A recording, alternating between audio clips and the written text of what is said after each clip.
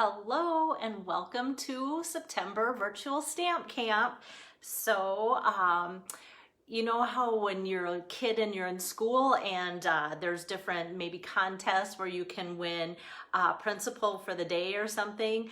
I think I should give away maybe like an assistant for the day or something like that, because it actually would be worth your while to see what goes on sometimes behind the scenes, but in other ways it would be so like mind-boggling some days too that it's kind of funny. But anyway, today was one of those days that I was trying to come up with my card idea and I knew what I wanted to do.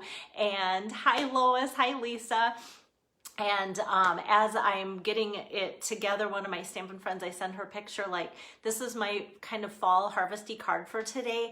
And it looked completely like Christmas. And it's like, how does that happen? And I was using like cinnamon and greens and purples and it just turned out looking like Christmas. And then as I looked at the photo I sent her, it even looked more like Christmas after I took the photo of it too. So that was a little bit like, let's just start over from scratch. So literally the card that I am doing today looks nothing like what I had planned.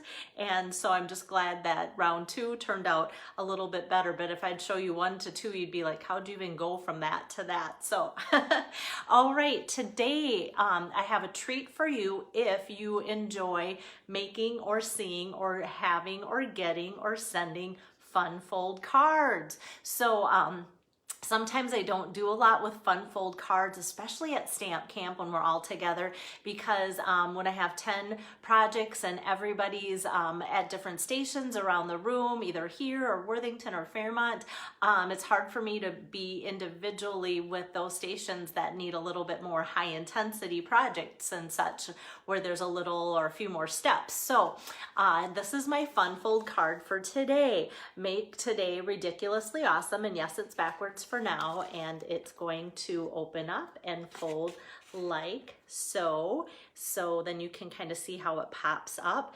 But I love how kind of simple it is. I love that it can be for a guy or for a girl. I'm using that new Misty Moonlight color. I'm a fan of blue, so I'd be happy if I got this card. And I have a son with a birthday coming up in just a couple weeks, and it's like I could even give this to him, but I think I'm gonna do something else because he sometimes actually chimes in and sees these pictures. So kind of want to make him feel like he's getting an actual personal card. Okay, so card number 7. Hi Ruth. It looks like there are a few of you on here, and I have my iPad all geared up too. So I think I'm going to switch my camera around and then I can give you more of my details. Okay. So I'm gonna get that on my workstation, and I'm going to get my iPad positioned so that I can see if you guys have comments and such. And if you like to follow along, today's stamp set is from the annual catalog, and it's found on page 90. And this is just a standalone stamp set. There's nothing that is paired with it at all. Of course, they do have some suggestions that if you're making different projects, I kind of like that newer you might also like section, because that kind of helps, and then you don't have to always go through the catalog wondering where everything is at. So when you see stamp sets like this, I love all the sentiments in there, and I love how big they are, and I love how easy they are to read. But when you see sentiment or stamp sets, excuse me, like this that have the $1 million and kind of that little emblem there, you know it's something special, and that means that a demonstrator achieved $1 million in sales through Stampin' Up's history, or no, not Stampin' Up's history, their career sales, excuse me, that's a big difference. And so they get to help design a stamp set. And so Sarah, that is in charge of the company, her husband Sean helped this $1 million achiever, Rhonda Wade, helped. They kind of paired up together to make the stamp set. So that's my little bio about that stamp set. Hi Carol, it's a great day. I'll be contacting you later because UPS just showed up. Okay. So here it is, just the stamp set. Like I said, this stamp set, because of the size and shape and everything of some of these sentiments, they pair up really, really well with the Tasteful Labels dies. And I say they pair up well, so they aren't meant to coordinate as far as they're not in the catalog that says that they go together. You don't get a 10% savings or anything. But when I open these up, I can kind of just go, oh, let your faith be bigger than your fear. That fits in this one. You got this fits in this one or that one. And then You Are My Sunshine actually fits in the die that I used yesterday, I think, or maybe it's more this one that I am going to use today. So so that helps. And then if you ever have dies at home, this is my little tip of the day. If you have dies at home and you go, boy, I wonder if the dies I have, if I'm placing an order, and do I need a different set of dies, or will the dies I have work with that stamp set before I buy it? So you can take your actual catalog out and double check, but almost all of them are shown 100% as far as this size here is actually what it is. So what's great is you can just lay your die over top of it and know if it fits or not. And this one today is literally going to be that close, but it's going to work. So you can always kind of just put it around objects if it's an image or sentiments like that. So that is my tip of the day that might help you. Or even if you have both the stamp set and the dies and you don't want to dig everything out, that will help you maybe have a less messy craft area. Maybe it's just me that has a really messy craft area at all times. Okay, so here is today's card that you can see face on, because when I showed it to start out with, it was backwards. So make today ridiculously awesome in that new In Color Misty Moonlight color. And so it folds up on the side like so, and it has an easel front so that it will stay on here.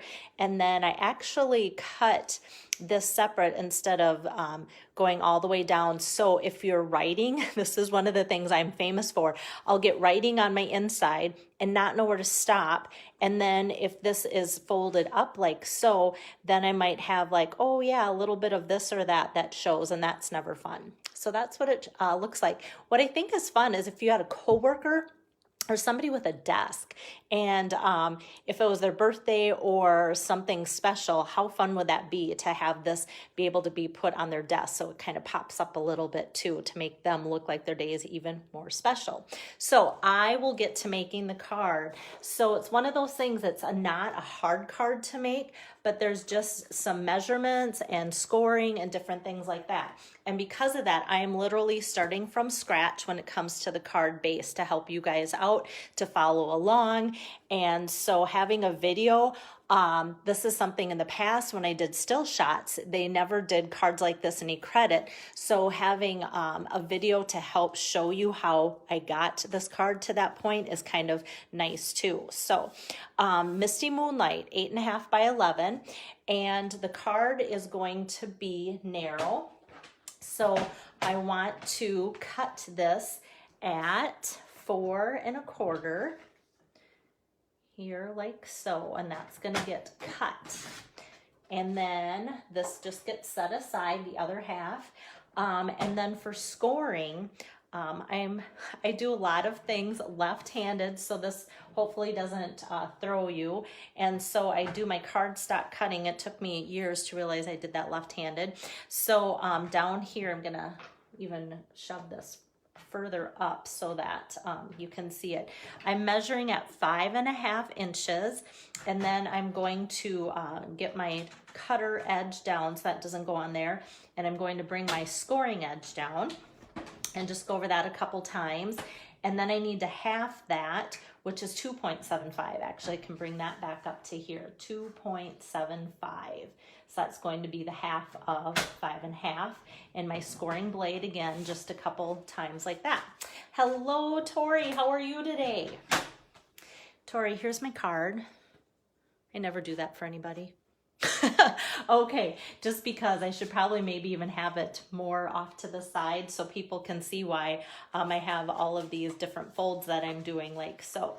Okay, maybe I should do that every day so if people are kind of joining in late, they'll kind of go like, oh, what is she making? Okay, so with my scoring to our bone folder here, I'm just going to go over those creases. It's really important to have good creases that will help make your card fold nicely too.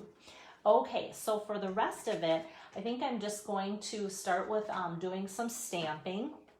And so that big sentiment here, I'm going to stamp out on my Misty Moonlight ink pad. And this is a pretty big stamp, but it fits on there. Make today ridiculously awesome. I love it.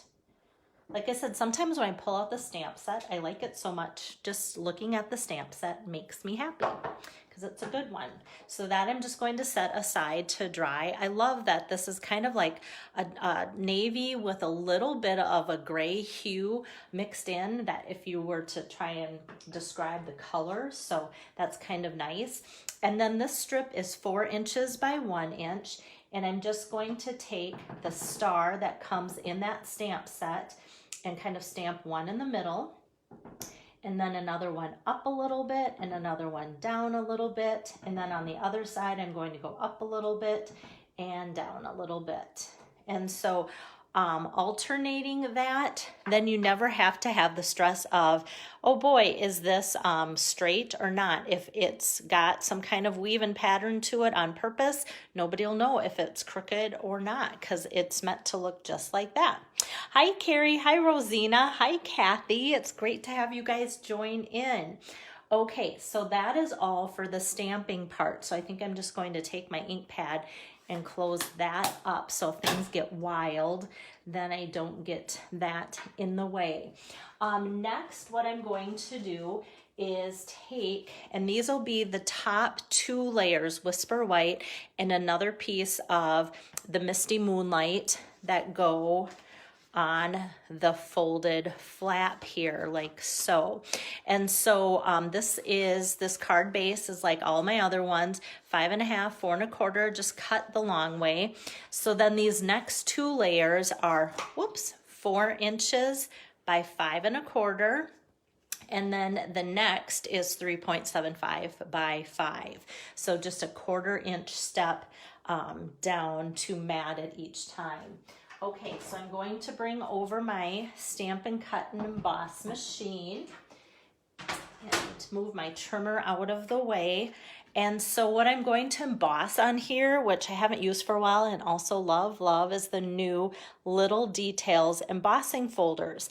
And Little Details, if you notice, there's a few of these that are this size that are little and kind of narrower. Well, someday, hopefully soon, I don't know yet, so I'm not even teasing you or anything. Someday soon, hopefully that mini cutting and emboss machine will be ready, and then these will fit great in there. So this one has some little, I don't know if the camera will pick that up, it kind of does, just kind of little stitches and X's and loop-de-loops on there. I love it. So this is going to be narrow compared to the cardstock as I fit that in there, and that's okay. The thing that I have to be most worried about is making sure I have equal sticking out on both sides, and then that it's not crooked, especially with this pattern. I think that would show up. So for doing an embossing folder, I just need my base plate number 1 and then my 2 cutting pads is what it says. And then I'll put that in and put this through for the embossing. And then ta-da, show you what that looks like. So, oops, just a little piece of white. So you can see that there, like that. So that's embossed and ready to go. And since I have my cutting machine out, then I'm going to switch to taking out my embossing folder. And next I'm going to use my magnetic plate. So I need base plate 1 and kind of that thin plate 2. And then instead of a cutting pad, I'm using my magnetic pad. And this that I have stamped out that make today ridiculously awesome. Like I said, this one is going to fit pretty tight. But I just want to make sure I'm kind of framing the awesome and framing the make today at the top, and it really will work out okay. Okay, so that I'm going to run through like so. And then we have that, like so. How fun. Okay, so I'm gonna set that aside. Now it is just basic assembly. And so for this, here's my piece. You just kind of pretend like this is your card front. So you'll take your adhesive and you will assemble this like so. Oops, onto the Whisper White. That's still not the card base, but the next layer will be. So this is going to go on here. Like I said, this is going to be a fun fold easel card. So we only want adhesive on this part of the back side. I could just pretend like don't get it on here, or I could do like only go up halfway on here, and that's what I'm going to do. So I want a good amount, so I'm going to do about 3 strips. This seal, this new Stampin' Seal is really good and gooey, so I'm not worried about that. And then even though this is scored for the easel, I just lay it flat, and then I press down. And laying it flat assures me that I have it even on all 4 sides. But since I didn't get any extra adhesive back there, then it's not going to, or it'll pop up, it's not going to stick onto there. So that one worked well. And then next what I'm going to do is with this little 1x4 strip is put several dimensionals on here, because you want that to be really sturdy and equally high across the whole thing. Hey Sandy, thanks for joining in. I'm making an easel fun fold card today. Okay, so I'm just gonna get rid of all those sticker tops there. And this is going to go, I'm leaving like a 1/4 inch or maybe even a little bit more on the bottom. Well, maybe about a 1/4 inch on the bottom, yeah. And then I don't like having it over too far on one side. Okay, there we go. So having that raised up is going to allow this to sit against it versus just slide. So it's bumped up like that. And then next I'm going to also bump up this.